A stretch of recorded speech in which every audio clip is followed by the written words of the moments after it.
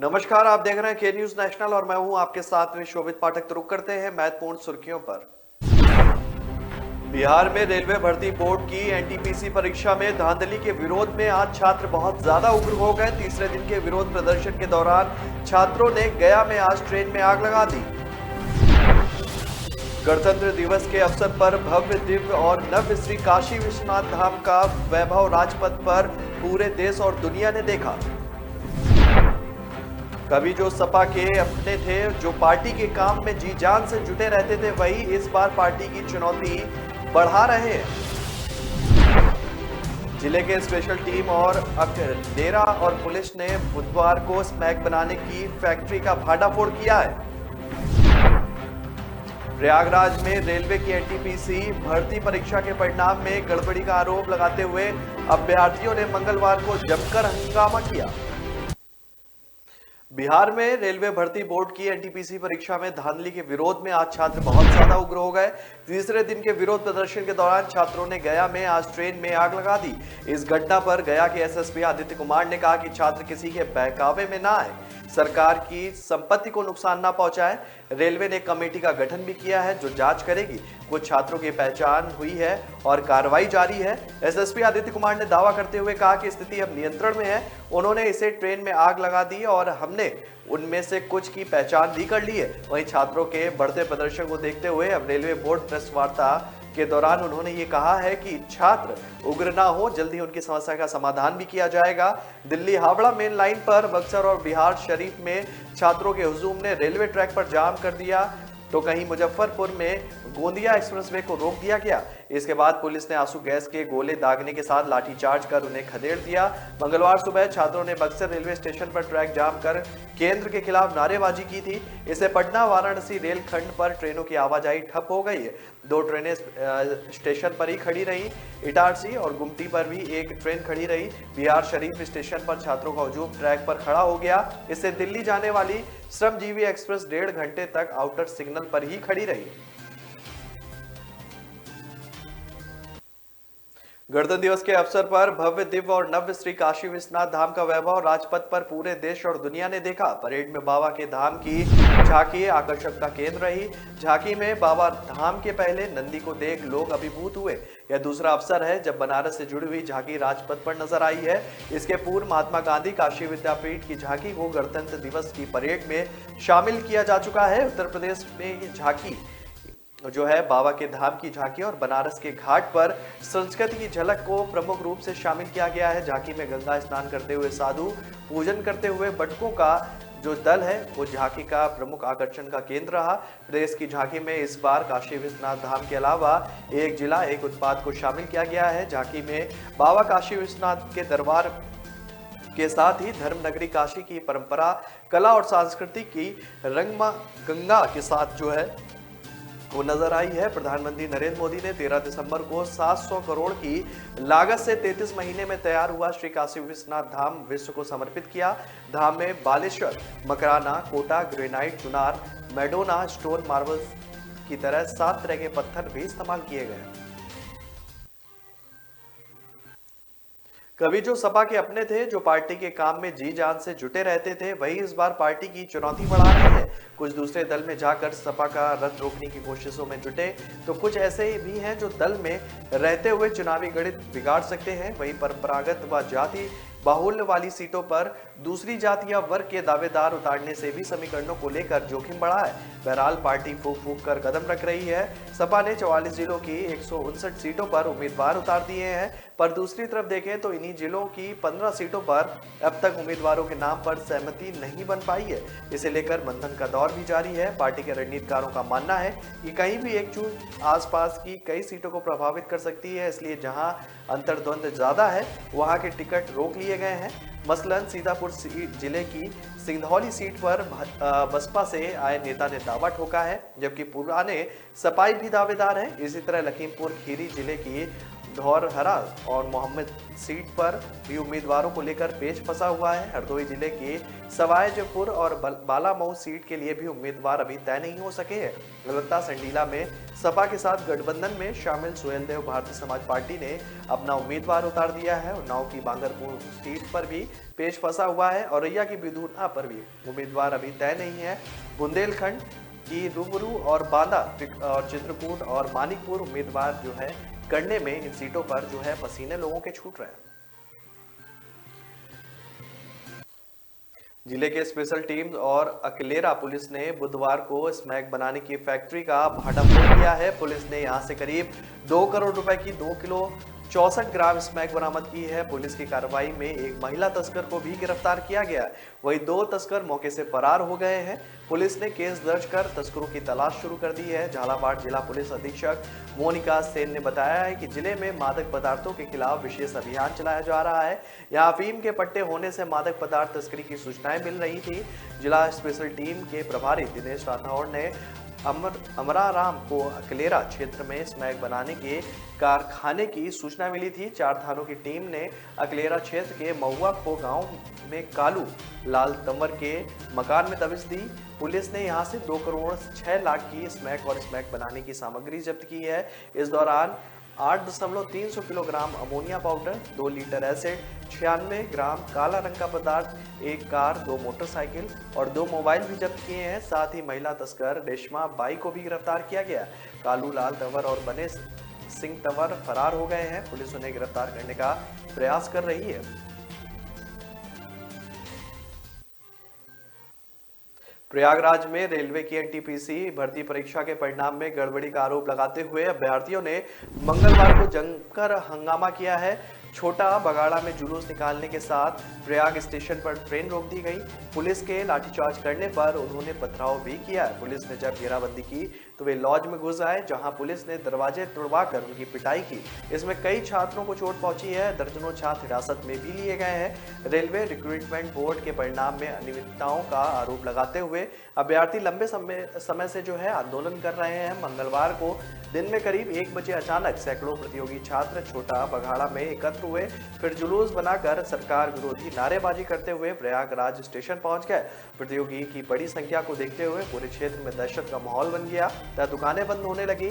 Station पहुंचे प्रतियोगी छात्र कानपुर इंटरसिटी एक्सप्रेस के इंजन के सामने ट्रैक पर बैठ गए। मौके पर पहुंची जीआरपी के जवानों ने छात्रों को समझाने की कोशिश की, लेकिन वे पीछे हटने के लिए तैयार नहीं हुए। कुछ ही देर में कई थानों की फोर्स वहां पहुंच गई। पुलिस ने लाठीचार्ज कर उन्हें खदेड़ा। इससे नाराज प्रतियोगी छात्र ट्रैक पर बिछे बोल्डर फेंकने लगे। कुछ ही देर में पुलिस ने पूरे स्टेशन परिसर को अपने कब्जे में ले लिया। वहां से भागकर प्रतियोगी छात्र स्टेशन के आसपास स्थित लॉज में घुस गए। पुलिस ने प्रतियोगियों को वहां भी नहीं छोड़ा और जमकर उनकी पिटाई की। तो ब्रेक पर जाने से पहले रुक करते हैं महत्वपूर्ण सुर्खियों पर। बिहार में रेलवे भर्ती बोर्ड की एनटीपीसी परीक्षा में धांधली के विरोध में आज छात्र बहुत ज्यादा उग्र हो गए। तीसरे दिन के विरोध प्रदर्शन के दौरान छात्रों ने गया में आज ट्रेन में आग लगा दी। गणतंत्र दिवस के अवसर पर भव्य, दिव्य और नव्य श्री काशी विश्वनाथ धाम का वैभव राजपथ पर पूरे देश और दुनिया ने देखा। कभी जो सपा के अपने थे, जो पार्टी के काम में जी जान से जुटे रहते थे, वही इस बार पार्टी की चुनौती बढ़ा रहे हैं। जिले के स्पेशल टीम और अकलेरा और पुलिस ने बुधवार को स्मैक बनाने की फैक्ट्री का भांडाफोड़ किया है। प्रयागराज में रेलवे की एनटीपीसी भर्ती परीक्षा के परिणाम में गड़बड़ी का आरोप लगाते हुए अभ्यर्थियों ने मंगलवार को जमकर हंगामा किया। हथेली पे रख ले है नहीं नवेली, तू लाखों संभाले चला चल चला चल, तू मीठे पलों को बांटे चला चल, उम्र को तू पल पल भुलाता चला चल। ये बातें नहीं है सपने किसी के, तू नाजों से पाले चला चल चला चल। सफर है जो लंबा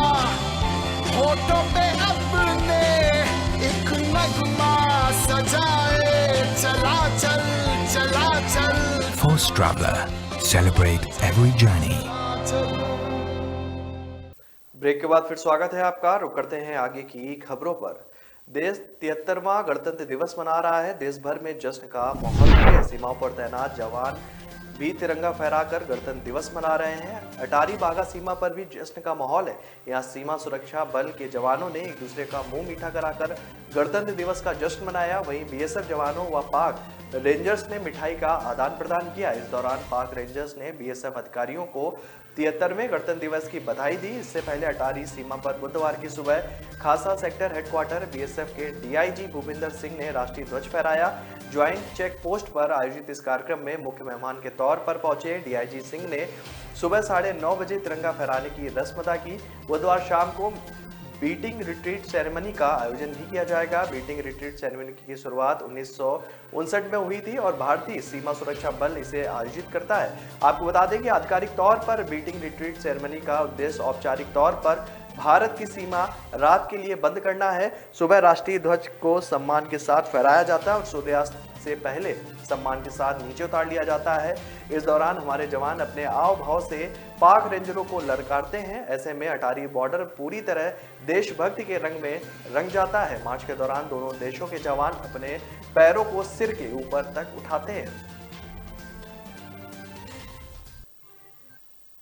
देश आज 73वां गणतंत्र दिवस मना रहा है। प्रधानमंत्री नरेंद्र मोदी ने इस मौके पर नेशनल वॉर मेमोरियल पहुंचकर शहीदों को श्रद्धांजलि दी। 21 तोपों की सलामी के साथ तिरंगा फहराया गया और इसके बाद राजपथ कार्यक्रम की शुरुआत हुई। सेना के तीनों अंगों थल सेना, वायुसेना और जल सेना ने शानदार प्रदर्शन किया। इसी कड़ी में बीएसएफ की टीम ने परेड में भाग लेते हुए खास संदेश भी दिया। बीएसएफ का संदेश बेटियों को लेकर रहा। उन्होंने बेटी बचाओ बेटी पढ़ाओ का प्ले कार्ड हाथ में लेकर प्रदर्शन किया। इस साल बीएसएफ का सीमा भवानी और आईटीबीपी का दस्ता बाइक पर हैरत अंगेज स्टंट करते हुए दिखाई दिया। सीमा भवानी बीएसएफ की महिला जवानों का दस्ता है। आईटीबीपी का बाइक दस्ता पहली बार परेड में शामिल हुआ है और राजपथ शक्ति पथ बन गया, जहां थल सेना और वायुसेना का पावर हाउस दिखाई दिया। Centurion tank, PT-76, MBT Arjun, MK-1 और APC टोपेज ने गणतंत्र दिवस की परेड में भाग लिया। इसके अलावा स्वदेश में बनी होविलिचर MK-1 गन भी परेड में शामिल हुई। राजपथ पर राष्ट्रपति, प्रधानमंत्री, रक्षा मंत्री और अन्य गणमान्य व्यक्तियों की मौजूदगी में देश की ताकत और संस्कृति की एक भव्य परेड का आयोजन किया गया। परेड से पहले प्रधानमंत्री नरेंद्र मोदी ने नेशनल वॉर मेमोरियल यानी कि राष्ट्रीय युद्ध स्मारक पहुंचकर देश के लिए सर्वोच्च बलिदान देने वाले सैनिकों को श्रद्धांजलि अर्पित की। इसके दौरान पीएम के साथ रक्षा मंत्री राजनाथ सिंह, रक्षा राज्य मंत्री अजय भट्ट, रक्षा सचिव अजय कुमार और सेना के तीनों अंगों यानी कि थल सेना, वायुसेना और नौसेना के प्रमुख भी मौजूद रहे। इसके बाद पीएम राजपथ पहुंचे। सर्वश्रेष्ठ चिकित्सा सेवा देकर पूरे भारतवर्ष को गौरवान्वित करने वाले महान चिकित्सक स्वर्गीय डॉक्टर एनपी मिश्रा को भारत सरकार ने मरणोपरांत पद्मश्री सम्मान से नवाजा है। डॉक्टर एनपी मिश्रा को मध्य प्रदेश ही नहीं बल्कि पूरे भारत में चिकित्सा जगत के भीष्म पितामह के रूप में जाना जाता है। दर्जन भर से ज्यादा विशेष दक्षता वाली चिकित्सीय डिग्रियां और सैकड़ों प्रकार के महत्वपूर्ण पुरस्कारों से सम्मानित स्वर्गीय डॉक्टर एनपी मिश्रा भोपाल के गौरव माने जाते हैं। भोपाल गैस त्रासदी के समय डॉक्टर एनपी मिश्रा के अद्वितीय योगदान को हमेशा राजधानी याद रखेगी। सूत्रों के अनुसार भोपाल गैस त्रासदी की रात में उन्होंने सीनियर एवं जूनियर डॉक्टरों की टीम के साथ जबरदस्त संघर्षशील जुझारू मानवता का उदाहरण दिया था। स्वयं माइग्रेन का दर्द झेलते हुए भी रात भर सैकड़ों लोगों को जीवन दान देने का अद्भुत कारनामा भी किया था। डॉक्टर मिश्रा ने कार्डियोलॉजी के क्षेत्र में कई पुस्तकें भी लिखी हैं और आज भी उनकी लिखी हुई पुस्तकें मेडिकल कॉलेज में पढ़ाई जाती हैं। प्रोग्रेशन कार्डियोलॉजी पुस्तक का विमोचन तत्कालीन राष्ट्रपति डॉक्टर शंकर दयाल शर्मा और प्रिंस ऑफ ब्रिटेन के द्वारा किया गया था। डॉक्टर मिश्रा लंबे समय तक मध्य प्रदेश के राज्यपालों के आधिकारिक चिकित्सक भी रहे। कोरोना महामारी के दौरान भी भोपाल क्षेत्र में अपने अचूक अनुभव से उन्होंने कई युवा डॉक्टरों का मार्गदर्शन भी किया था। अपने जीवन में हजारों की संख्या में अच्छे डॉक्टर तैयार करने वाले doctor Mishra Gandhi medical college के डीन भी रह चुके हैं। डॉक्टर मिश्रा के द्वारा लाखों की संख्या में देश के कोने कोने के मरीजों का इलाज करने का न टूटने वाला रिकॉर्ड भी बना है। भारतीय राष्ट्रीय कांग्रेस की उत्तर प्रदेश इकाई के अध्यक्ष अजय कुमार लल्लू ने आरपीएन सिंह के भारतीय जनता पार्टी में शामिल होने पर टिप्पणी की है। उन्होंने कहा है कि कांग्रेस ने पिछली जांच के लिए एक सामान्य व्यक्ति को प्रदेश अध्यक्ष बनाया है, इसलिए आरपीएन सिंह ने इस्तीफा दे दिया। लल्लू ने दावा किया है कि कांग्रेस के एक कार्यकर्ता को तमकुहरी राज में पुलिस ने तब पीटा था जब आरपीएन सिंह गृह राज्य मंत्री थे। उस वक्त आरपीएन सिंह मेरे आंदोलन को खत्म करने के लिए दबाव डाल रहे थे। यूपी कांग्रेस चीफ ने कहा कि कांग्रेस ने आरपीएन सिंह को नेता बनाया। मैं जब जेल गया तो मुझसे आरपीएन सिंह कभी मिलने नहीं आए। आरपीएन सिंह कांग्रेस के किसी कार्यकर्ता के सुख और दुख के साथी नहीं रहे। उन्होंने कांग्रेस ने प्रदेश अध्यक्ष बनने का मौका दिया, लेकिन वो बने नहीं। आज आरपीएन सिंह को पिछड़ा वर्ग याद आ रहा है। लल्लू लाल ने कहा कि आरपीएन सिंह ने खुद को क्षेत्रीय लिखते हैं और वो पिछड़ों के नेता नहीं हो सकते हैं। आरपीएन सिंह और जितिन प्रसाद जैसे राजा महाराजा पिछड़ों को आगे बढ़ते नहीं देख सकते हैं। सीबीआई और ईडी के डर से ये लोग भागे हैं। उन्होंने कहा कि कांग्रेस में ऐशो आराम करने वालों की जरूरत नहीं है। जिसको रहना है वो रहे, जिसको जाना है वो जाए। 2 साल में जितनी बड़ी घटनाएं हुई हैं उनमें आरपीएन सिंह और जितिन कभी सड़क पर आंदोलन करने नहीं आए। इनको प्रदेश माफ नहीं करेगा। कांग्रेस नेता ने कहा कि अब कांग्रेस नई कांग्रेस है जो पिछड़ों के लिए संघर्ष करने वाली पार्टी बन गई है। कोविड महामारी के मद्देनजर सरकारी कार्यालयों में 50% उपस्थिति की रोस्टर व्यवस्था लागू रहेगी, लेकिन दिव्यांग व गर्भवती महिला कार्मिक घर से ही कार्य करेंगी। आवश्यकता होने पर उन्हें ऑफिस बुलाया जा सकेगा। अपर मुख्य सचिव कार्मिक देवेश चतुर्वेदी ने बुधवार को यहां फोन पर बताया कि रोस्टर व्यवस्था समाप्त नहीं की गई है और दिव्यांगों व गर्भवती महिलाओं को रोस्टर से छूट दी गई है। समूह खा, गा व घा के कार्मिकों के रोस्टर व्यवस्था लागू रहेगी। उल्लेखनीय है कि मंगलवार को जारी आदेश में गर्भवती महिलाओं व दिव्यांग कर्मचारियों को घर से छूट दिए जाने व शेष व्यवस्था पूर्ण रूप से लागू होने का उल्लेख होने से भ्रम की स्थिति बनी थी। अपर मुख्य सचिव ने बुधवार को इसे स्पष्ट कर दिया था।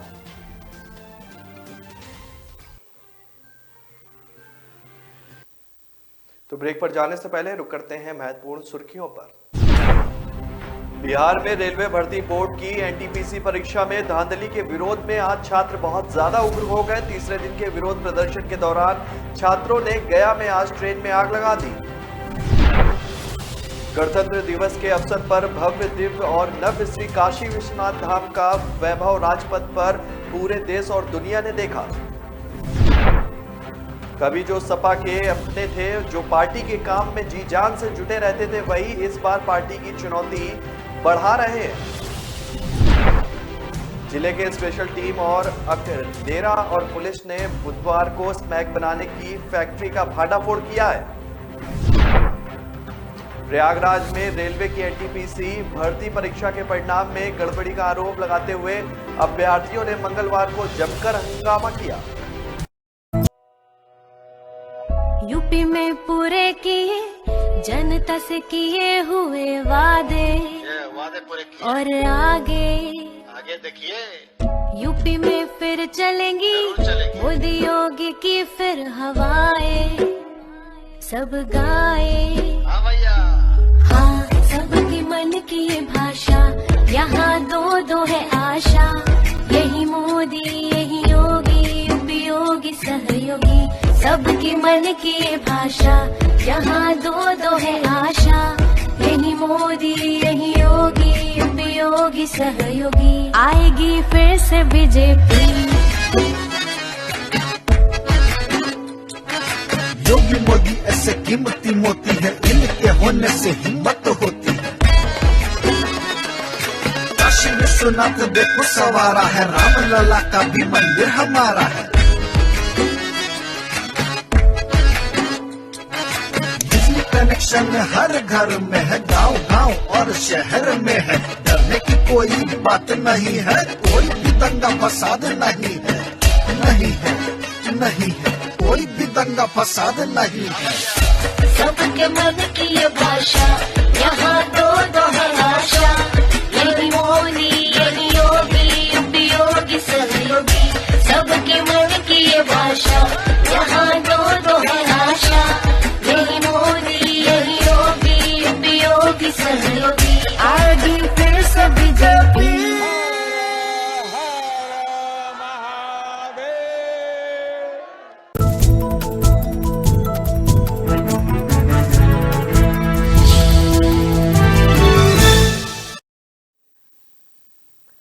के बाद फिर स्वागत है आपका। रुक करते हैं आगे की खबरों पर।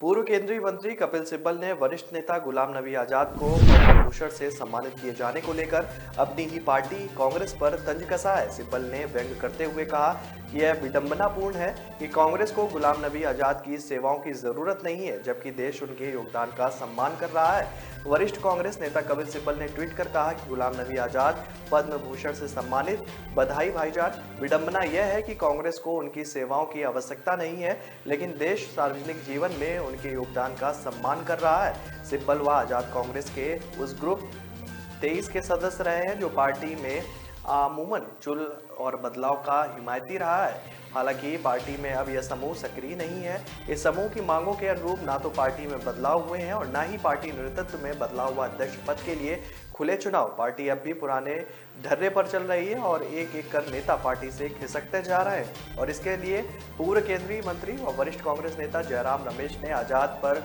परोक्ष तंज कसा था। रमेश ने बंगाल के पूर्व सीएम बुद्धदेव भट्टाचार्य द्वारा पद्म भूषण सम्मान ठुकराने पर कहा था कि सही फैसला किया, वह आजाद रहना चाहते हैं, ना कि गुलाम।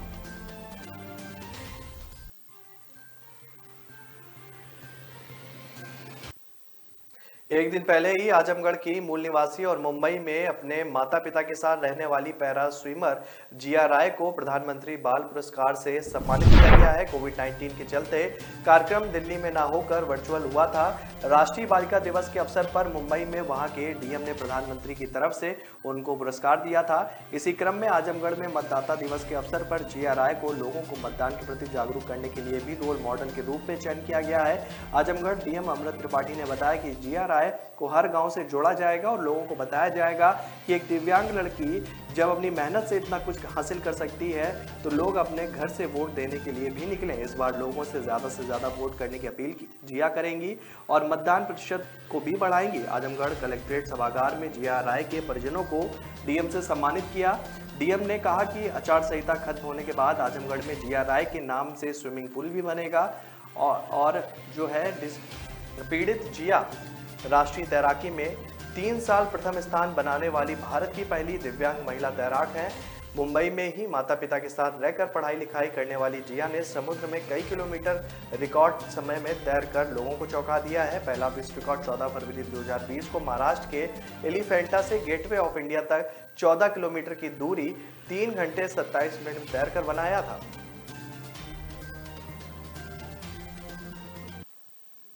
यूपी में इस बार मुकाबला कई मायने में दिलचस्प होने वाला है और जहां अपने ही बागी होकर ताल ठोक रहे हैं और चुनौती दे रहे हैं, इन्हीं में से एक स्वामी प्रसाद मौर्य हैं जो हाल में ही यूपी कैबिनेट से इस्तीफा देकर समाजवादी पार्टी की साइकिल पर सवार हो चुके हैं। उनकी बेटी संघमित्रा मौर्य बीजेपी में शामिल है और बदायूं से सांसद है। उन्होंने चुनाव को लेकर दिए इंटरव्यू में बड़ी बेबाकी से अपनी बातें रखी हैं। संघमित्रा ने विधानसभा चुनाव के बारे में कहा कि पार्टी ऊंची सोच रखती है। उन्होंने कहा कि पार्टी बेटी और पिता को आमने सामने ताल ठोकने के लिए नहीं कहेगी और कहेगी तो मैं बैकफुट पर आ जाऊंगी, पिताजी के सामने ताल नहीं ठोकूंगी। संघमित्रा ने कहा कि बीजेपी से सांसद हूं, बीजेपी की कार्यकर्ता हूं, पिताजी से जोड़ना है तो उनकी बेटी हूं, यह परिचय हो सकता है, उनकी पार्टी से नहीं जुड़ सकती हूं। और उन्होंने कहा कि बीजेपी की सांसद हूं, निश्चित ही कैंपेनिंग बीजेपी के लिए कर रही हूं, सिर्फ कैंपेनिंग नहीं कर रही हूं। निश्चय जैसे बदायूं में परिवर्तन हुआ है, चुनाव में भी बदायूं में परिवर्तन देखने को मिलेगा।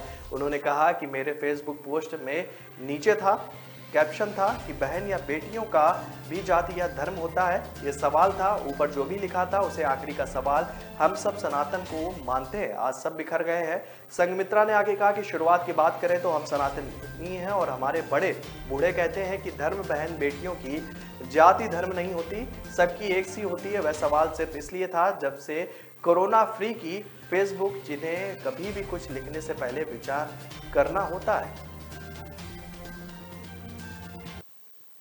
पश्चिम बंगाल के पूर्व सीएम बुद्धदेव भट्टाचार्य पद्म भूषण सम्मान स्वीकार करने से इनकार कर दिया है। दरअसल गणतंत्र दिवस की पूर्व संध्या पर केंद्र सरकार ने उन्हें यह नागरिक सम्मान देने की घोषणा की थी, जिन्हें उन्होंने स्वीकार नहीं किया है। बुद्धदेव भट्टाचार्य भारतीय कम्युनिस्ट पार्टी के पोलित ब्यूरो के पूर्व सदस्य और 2002-2011 तक पश्चिम बंगाल के मुख्यमंत्री रहे हैं।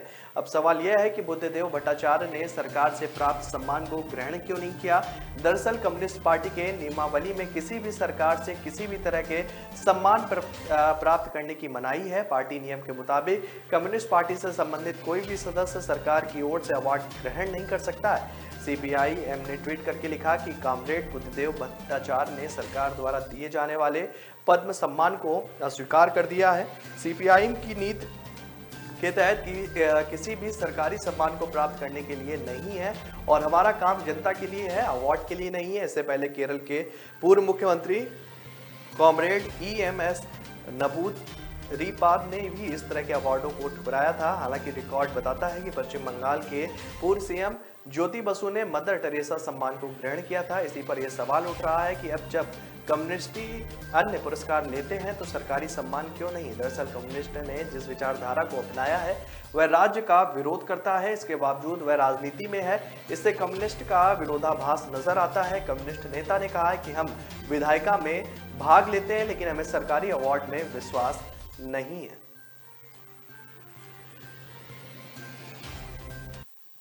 बिहार के बक्सर में गणतंत्र दिवस समारोह के दौरान एक सरकारी स्कूल में बड़ा हादसा हुआ है। यहां पाइप में दौड़ने से एक बच्चे की मौत हो गई जबकि 3 बच्चे झुलस गए हैं। यह हादसा बक्सर जिले के इटाड़ी प्रखंड के नाथपुर प्राथमिक स्कूल में हुआ है। घायलों का इलाज बक्सर के सदर हॉस्पिटल में किया जा रहा है। आपको बता दें कि इस बीच इस घटना से आक्रोशित लोगों ने सड़क जाम कर दिया और बक्सर के नाथपुर प्राथमिक विद्यालय में गणतंत्र दिवस पर झंडा फहराने के लिए लोहे की पाइप जो थी वो लगाई गई थी। 100 से ऊपर बच्चे कार्यक्रम में शामिल होने के लिए पहुंचे थे। इसी दौरान जब झंडा फहराया जाने लगा तो अचानक लोहे की पाइप में बिजली के तार पर गिर गई और पाइप में करंट दौड़ गया जिससे बच्चे घायल हो गए, जिन्हें नजदीकी अस्पताल में भर्ती कराया गया जहां उनका इलाज किया जा रहा है।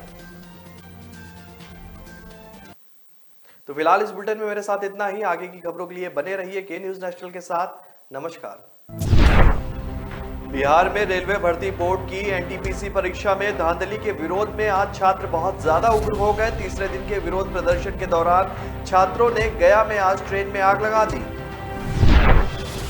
गणतंत्र दिवस के अवसर पर भव्य दिव्य और नव्य श्री काशी विश्वनाथ धाम का वैभव राजपथ पर पूरे देश और दुनिया ने देखा।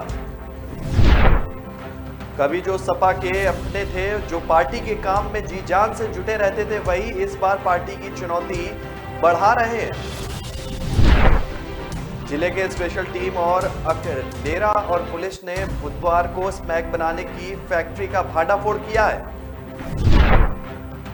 प्रयागराज में रेलवे की एनटीपीसी भर्ती परीक्षा के परिणाम में गड़बड़ी का आरोप लगाते हुए अभ्यर्थियों ने मंगलवार को जमकर हंगामा किया।